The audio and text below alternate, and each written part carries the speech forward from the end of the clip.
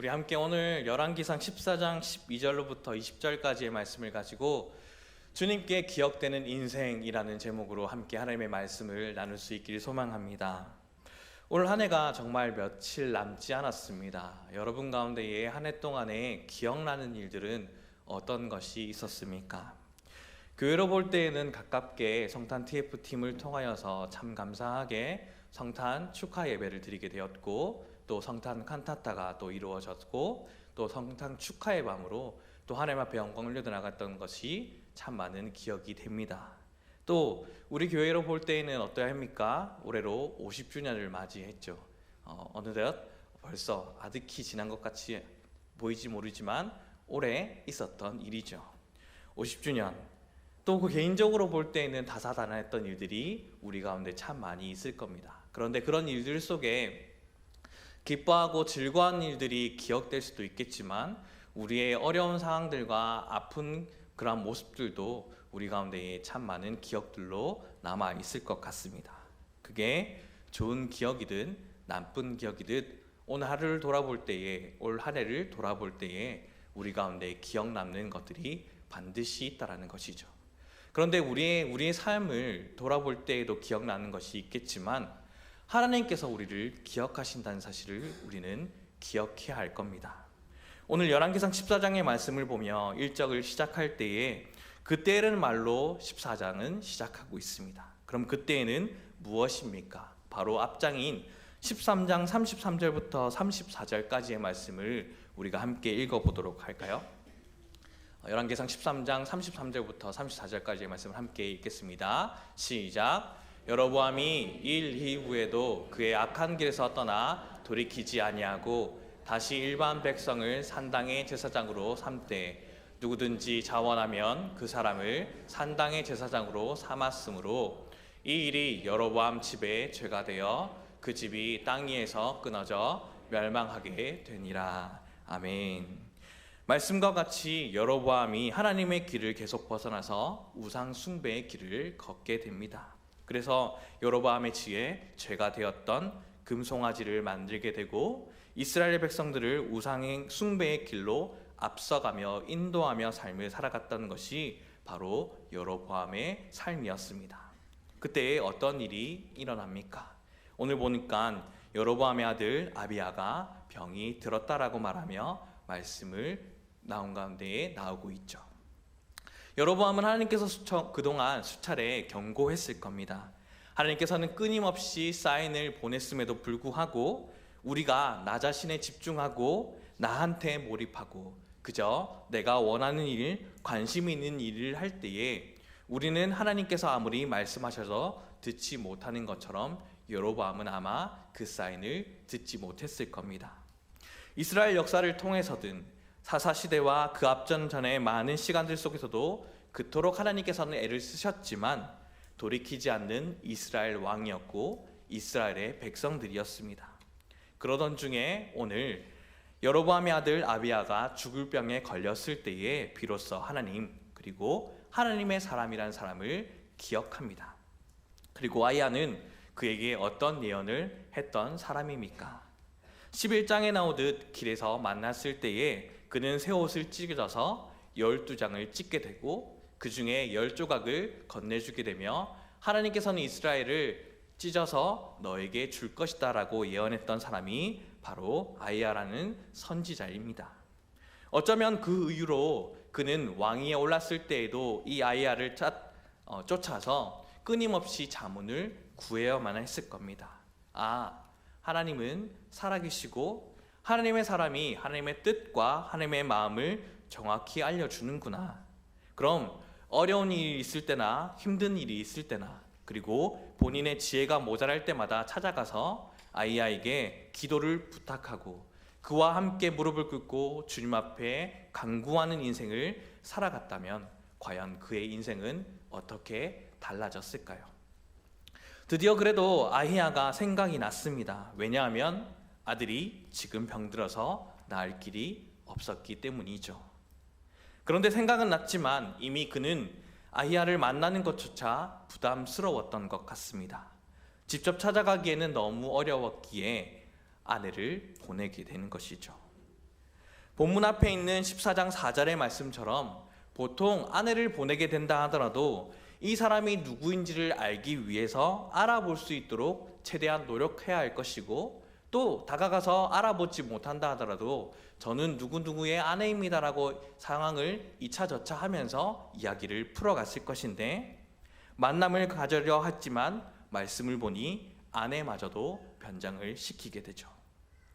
오늘 이 말씀을 통하여서 첫 번째, 우리가 이 변장이 어쩌면 오늘 이 예배 자리에 나옴에도 하나님과 나와의 거리와의 모습이 아닌지를 잘 살펴볼 수 있기를 소망합니다.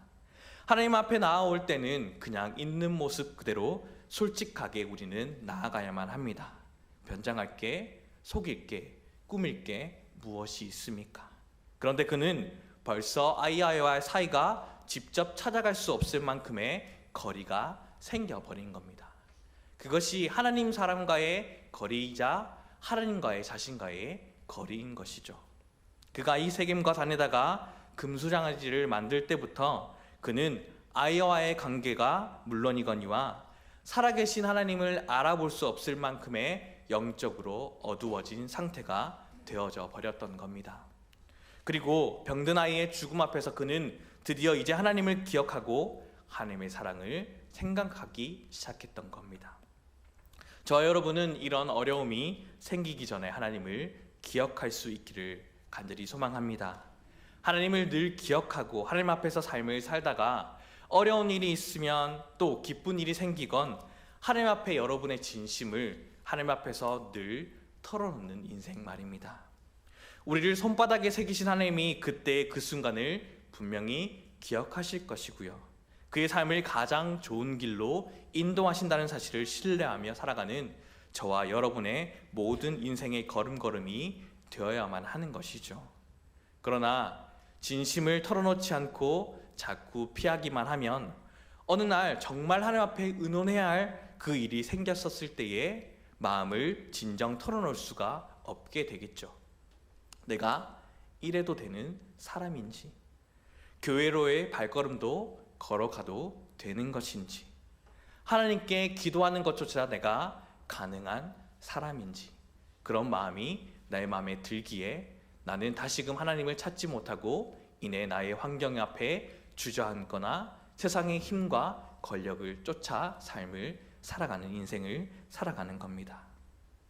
하나님과의 관계가 그렇듯 사람들과의 관계도 마찬가지입니다. 늘 정직하게 서로 관계를 맺고 있으면 좋은 일이든 나쁜 일이든 얘기하는 것이 결코 어렵지 않을 겁니다.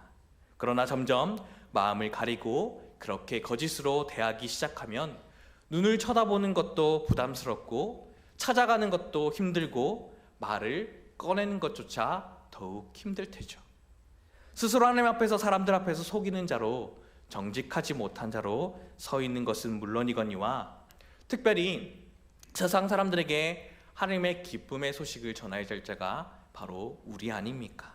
그런데 우리가 누군가에게 만나기 부담스러운 존재가 된다고 한다면 하나님의 뜻과 나라를 이루어가기는 참 어려울 겁니다.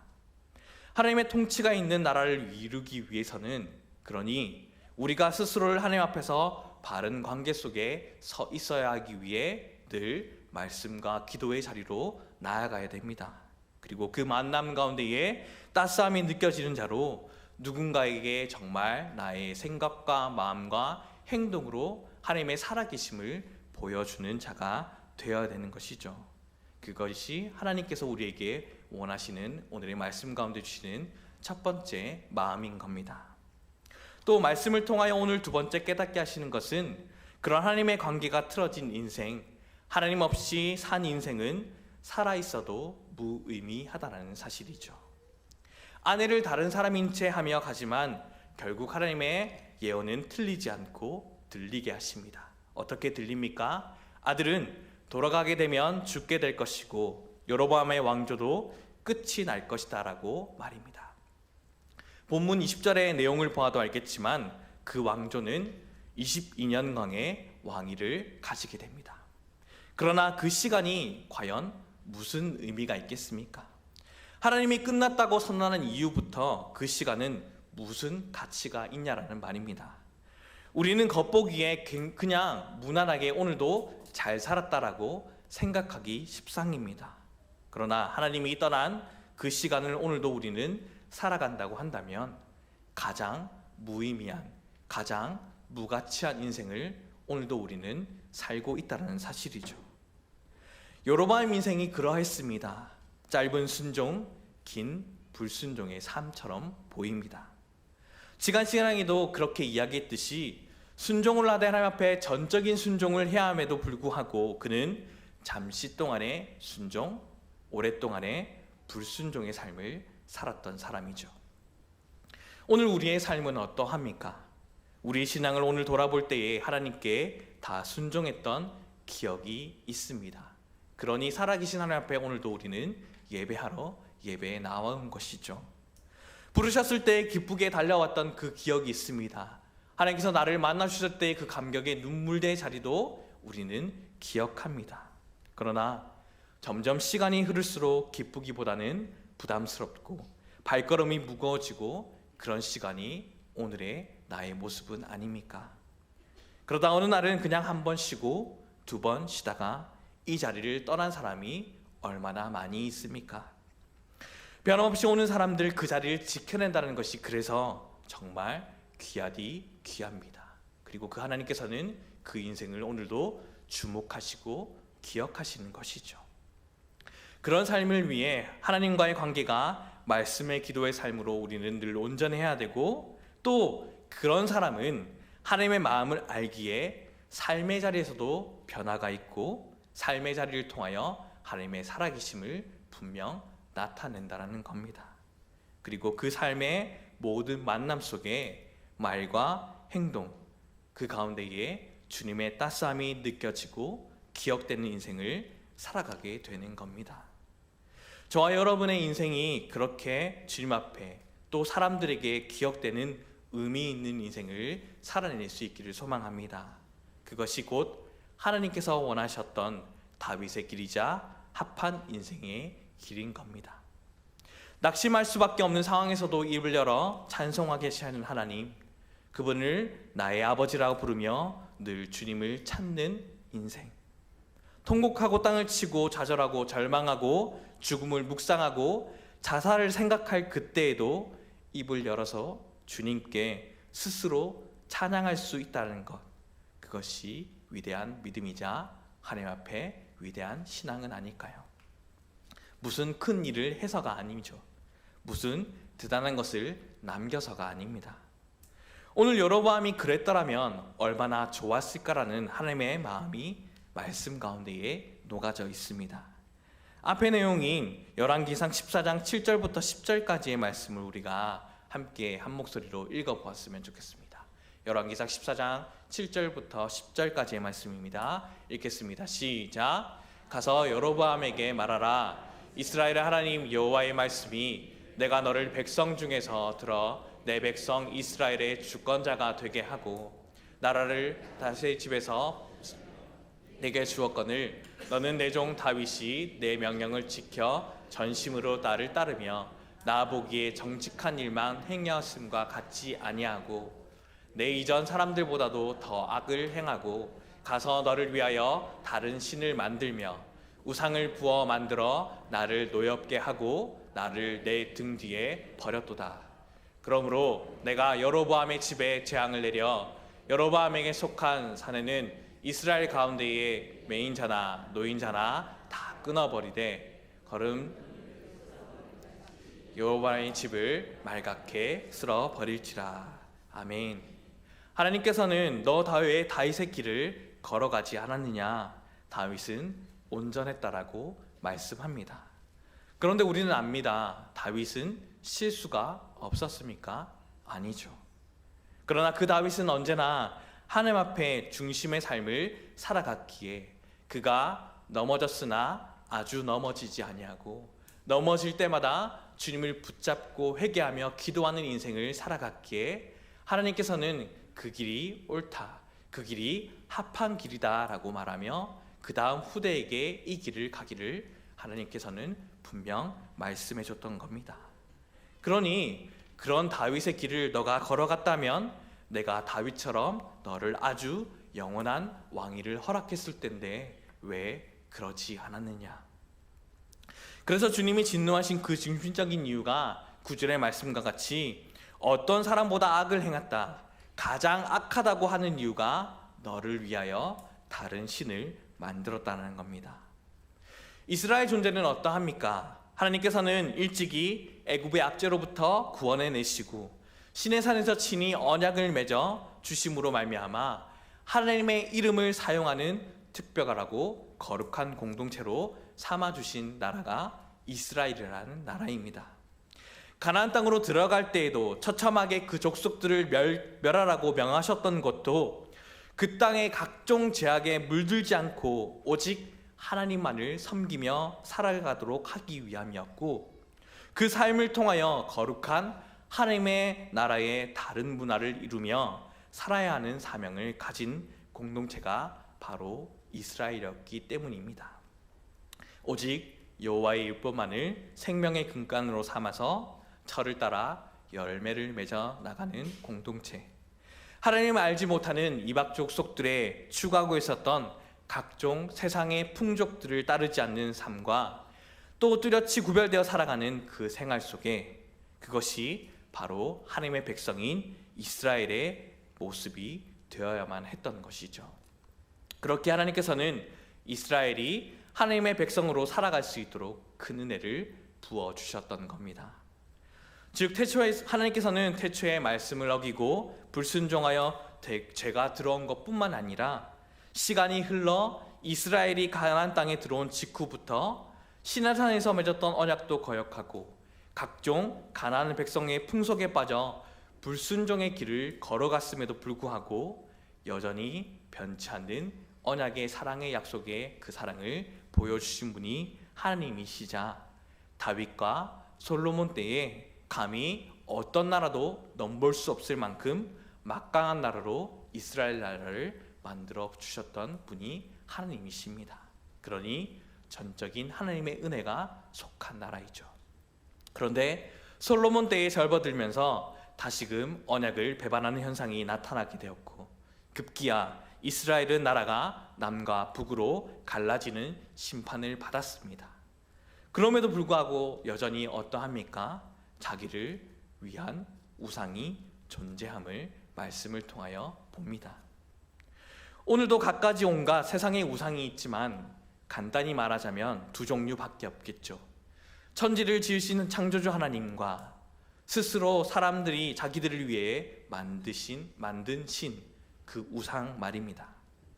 그런데 하나님께서 하나님 외에 다른 것을 선택하는 그 자체가 그게 가장 악한 행위라고 말하고 가장 나를 노엽게 하는 행동이라고 말씀하십니다.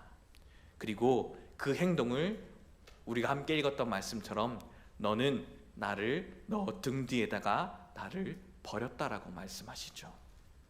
하나님께 등을 돌렸던 겁니다. 우리는 그 삶을 살지 않기를 소망합니다. 하나님께 순종하기로 작정한 저희는 하나님의 얼굴을 구하고 살아갈 수 있기를 소망합니다. 그것이 회개이자 그것이 곧 기도이자 그것이 곧 말씀에 순종하는 길인 줄로 믿습니다.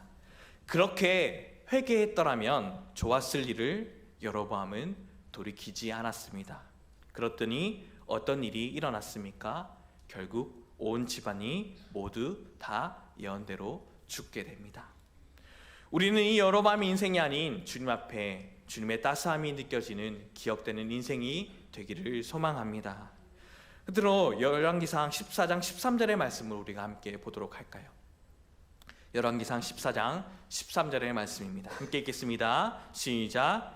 온 이스라엘이 그를 위하여 슬퍼하며 장사하려니와 여로보암에게 속한 자는 오직 이 아이만 묘실에 들어가리니 이는 여로보암의 집 가운데서 그가 이스라엘 하나님 여호와를 향하여 선한 뜻을 품었음이니라. 아멘. 이 여로보암의 집 안에서 오직 이 아이, 살려달라고 어떻게 되나 물어보았던 이 아이만 묘실에 장사되는 그런 권리를 누리게 됩니다. 비록 오래 살지는 못했지만 그러나 이 아이만이 그렇게 묘실에 장사될 수 있었던 까닭은 오늘 말씀은 이렇게 기록하고 있죠. 그가 이스라엘 하나님 여호와를 향하여 선한 뜻을 품었다. 우리의 인생이 그렇습니다. 하나님이 가장 싫어하시는 우상 숭배를 비롯한 죄로 인해 하나님과 가까이 할 수 없는 우리의 인생은 멸망뿐입니다. 하지만 세상을 이처럼 사랑하사 독생자를 우리에게 주신 하나님이 계시기에, 또 그 이름이 우리에게 임마누엘 예수 그리스도로 찾아와 주셨기에, 우리가 그 이름을 믿기만 하면 멸망당할 세상 가운데의 희망을 바라볼 수 있습니다. 이스라엘 하나님 여호와를 향한 선한 품을 뜻은 아이와 같이 예수 그리스도라는 하나님의 따스한 그 사랑을 바라보는 자를 하나님은 기억하시고 하나님의 권리를 누릴 수 있게 하신다는 사실이죠. 말씀을 정리합니다. 22년간의 왕을 하는 것이 좋겠습니까? 아니면 아이지만 비록 오래 살지 못하겠지만 선한 뜻을 품고 있다가 하나님께서 데려가심을 입는 것이 우리에게 좋겠습니까? 우리의 인생의 기준에 분명한 이 갈래길에 주님의 뜻 가운데에 머무르고 주님의 부르심에 순종하며 주님께서 이끌으신 대로 인도받는 그러한 삶을 살아갈 수 있기를 소망합니다. 그 길이 곧 주님의 따스함이 느껴지고 기억되는 인생일 테니 말입니다. 다윗처럼 이스라엘 하나님 여호와를 향하여 선한 틈을 품었던 이 아이처럼 주님의 따스함이 느껴지고 기억되는 인생으로 우리의 모든 삶이 하나님의 영광이 되는 복된 우리 인생이 될 수 있기를 간절히 소망합니다. 다 함께 기도하겠습니다.